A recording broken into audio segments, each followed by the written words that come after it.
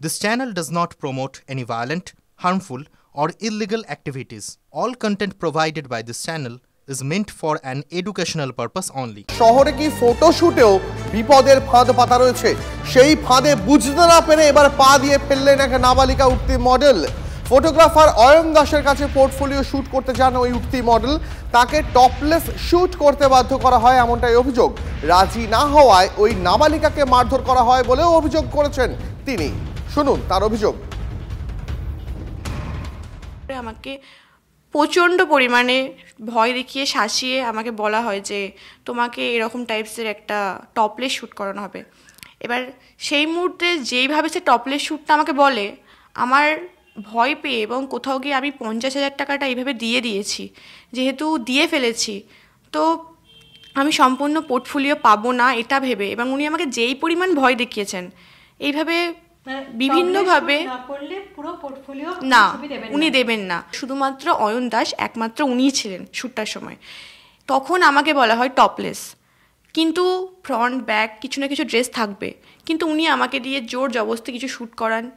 In fact আমি যখন না করতে চাই, যখন আমি ব্যাক সাইডে বা ফ্রন্ট সাইডে যখন না দিতে চাই, জামা যখন না খুলতে চাই, তখন উনি আমার গালে চড় মারেন, আমার চুলের মুঠি ধরেন, আমাকে ফিজিক্যালিভাবে অত্যাচার করেন, টর্চার করে যাকে বলা হয়। এই সবগুলো ফেসবুক, ইনস্টাগ্রাম আর বিভিন্ন জায়গায় এইভাবে ছেড়ে দেওয়ার আমাকে ভয় দেখান। এইভাবে আমাকে কিডন্যাপ করার চেষ্টা করা হচ্ছে। অভিযোগকারী মডেলের কাছে বিশেষ একটি ওয়েবসাইটের জন্য শুটের প্রস্তাব করেন অভিযুক্ত ফটোগ্রাফার। মারধর হুমকিতেও কাজ না হওয়ায় তাকে ফলো করে অপহরণের ছক করা হয়েছিল এমনটাই অভিযোগ করছেন ওই নাবালিকা। এরপরে থানায় লিখিত অভিযোগ দায়ের করা হয়, পক্সো ধারায় মামলা রুজু করা হয়েছে। কিন্তু 28 দিন পেরিয়ে গেলেও এখনো পর্যন্ত অভিযুক্তকে গ্রেপ্তার করেনি পুলিশ। এখনো অভিযোগকারিনীর কাছে হুমকি ফোন আসছে বলে অভিযোগ। শুধু এই নাবালিকায় নন, এই অভিযুক্ত যে ফটোগ্রাফার অয়ন, তার বিরুদ্ধে চলতি বছরের অক্টোবর মাসে আরও এক অভিযোগ দায়ের করেছিল, আরও এক মডেল তার বিরুদ্ধে অভিযোগ দায়ের করেছিল।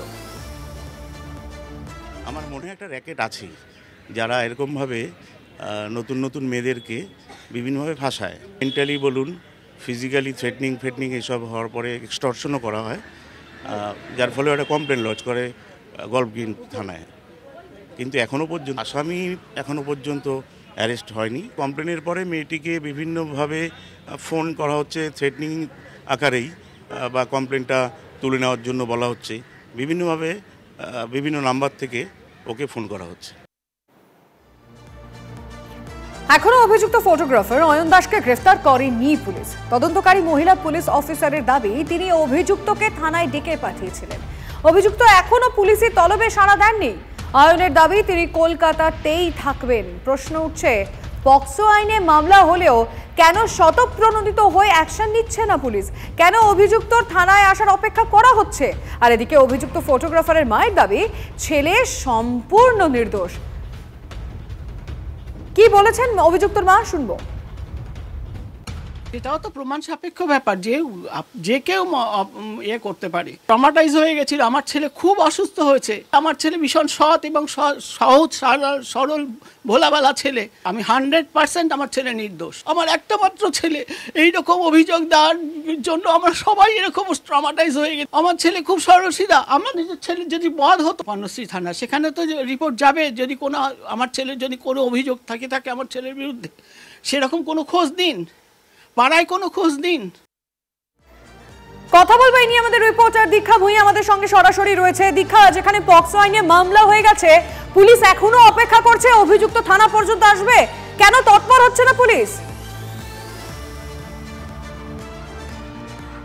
দেখো, পুলিশের যিনি অভিযোগকারিনীর হয়ে যিনি লড়ছেন, অর্থাৎ তদন্ত করছেন, সেই মহিলা আধিকারিক যেটা আমাদেরকে জানিয়েছেন যে পক্সোর 12 নম্বর ধারাটা দেওয়া হয়েছে, অর্থাৎ পক্সোর 12 নম্বর ধারা যেখানে যার সাজা হচ্ছে 7 বছরের কম, সেক্ষেত্রে তিনি অভিযুক্তকে 41 সিআরপিসিতে ডেকে পাঠাতেই পারেন এবং তাকে তিনি ডেকে পাঠিয়েছেন এবং অভিযুক্ত তাকে বলেছে তিনি তদন্ত করে চলুন এবং তার অর্থাৎ কলকাতাতেই অভিযুক্ত থাকবে, তিনি কোথাও যাবেন না। কিন্তু এখানে আর একটা ব্যাখ্যা হচ্ছে যে পক্সো 12 দেওয়া হয়েছে, কিন্তু তার পাশাপাশি ভারতীয় ন্যায় সংহিতার বেশ কয়েকটি ধারা দেওয়া হয়েছে, যেটি ওই নাবালিকা অভিযোগ করেছে তাকে জোর করে যখন টপলেস অবস্থায় শ্যুট করতে বাধ্য করানো হয়, তারপর মারধর করা হয় এবং পরবর্তী ক্ষেত্রে তাকে হুমকি দেওয়া হয়, মেরে ফেলার হুমকি দেওয়া হয়, থ্রেট হয়। সেখানে ভারতীয় ন্যায় সংহিতার যে এফআইআর রুজু হয়েছে সেখানে প্রথমে দেখা যাচ্ছে ভারতীয় ন্যায় সংহিতার 308-এর 6 নম্বরটি ধার দেওয়া হয়েছে, অর্থাৎ 308-এর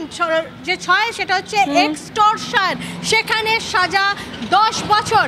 অর্থাৎ যে পক্সো 12 দেখিয়ে অভিযুক্ত যিনি তদন্ত করছেন, যে যিনি তদন্ত করছেন পুলিশ আধিকারিক, মহিলা পুলিশ আধিকারিক, তিনি পক্সোর 12 নম্বর ধারা দেখিয়ে বলছেন 7 বছরের কম বলে তাই তাকে গ্রেপ্তার করেনি, কিন্তু তদন্ত চলছে এবং অ্যান্টিসিপেটরি বেল যদি না পায় তখন তাকে অ্যারেস্ট করা হবে।